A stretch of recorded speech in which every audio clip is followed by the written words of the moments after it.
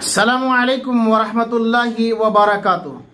अल्हम्दुलिल्लाहि रब्बिल आलमीन वस्सलातु वस्सलामु अला रसूलिहिल अमीन व अला आलिहि व अस्हाबिहि अजमाइन व मन तबिअहुम बिइहसानिन इला यौमिद्दीन, अम्मा बाद। मोहतरम नाज़रीन किराम, आज मैं जिस मौजू को आपकी खिदमत में लेकर आया हूँ वो नहायत अहम और हसास तरीन मौजू है, और वो है किसी का हक मारना एक संगीन जुर्म। मजहब इस्लाम में किसी का हक मारना एक संगीन और खतरनाक जुर्म है। इंसान तो इंसान, किसी जानवर, दरिंदे, हत्ता के कुत्ते का भी हक ना मारा जाए।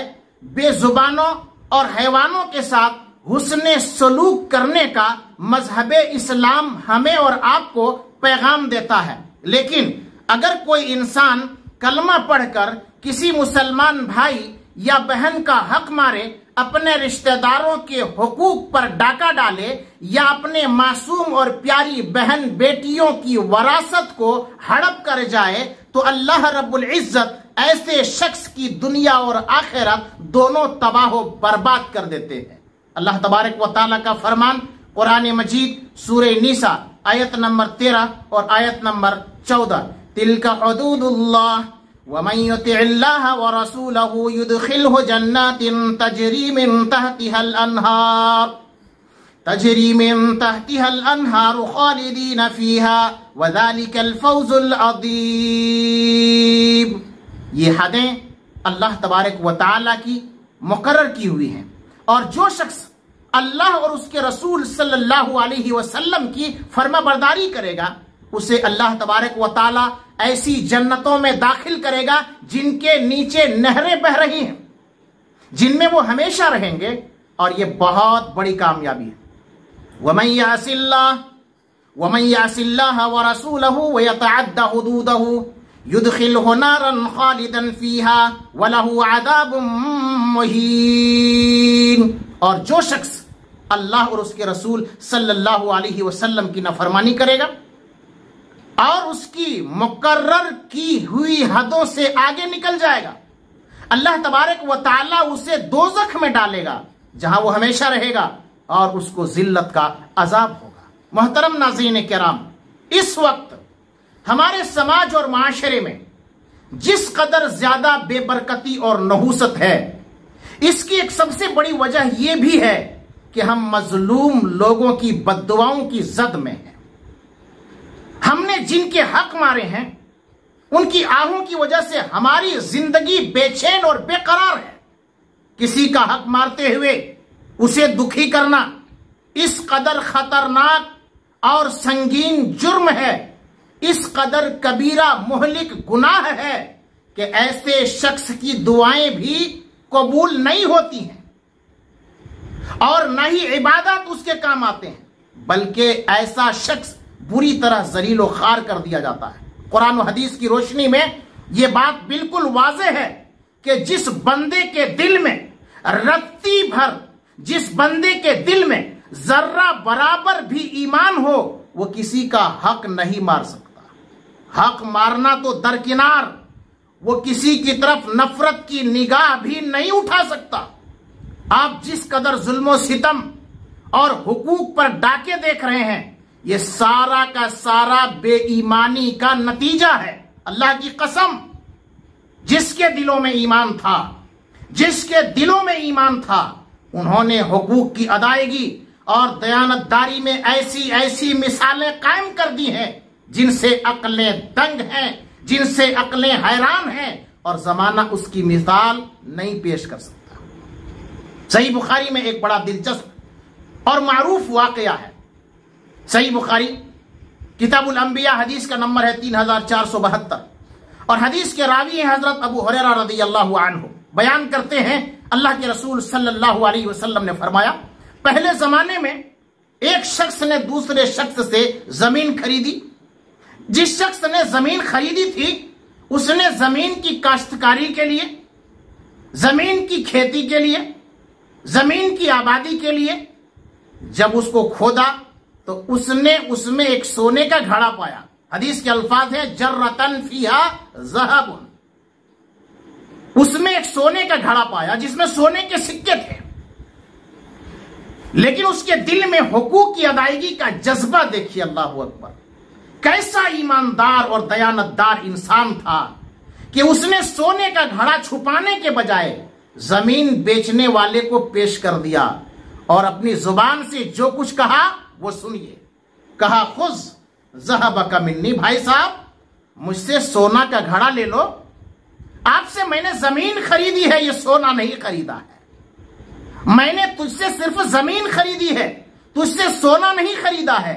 ये सोना आपकी जमीन से निकला है, मैं इस सोने को नहीं ले सकता। सुभान अल्लाह। इस बंदे के बोल को, इस बंदे के जुमले को, इस बंदे के सेंटेंस को जमीन बेचने वाले ने सुना तो फौरन सोने के घड़े को अपने कब्जे में नहीं लिया, अपने अंडर में नहीं लिया, बल्कि उसने और आला ज़र्फी और दयानतदारी और हुकूक की अदायगी में एक कदम आगे बढ़ते हुए कहा, भाई साहब मैं इसे नहीं ले सकता, मैंने तुझे जमीन और जो कुछ जमीन में है सब कुछ बेच दिया है, मैं इसे नहीं ले सकता। अल्लाह अकबर।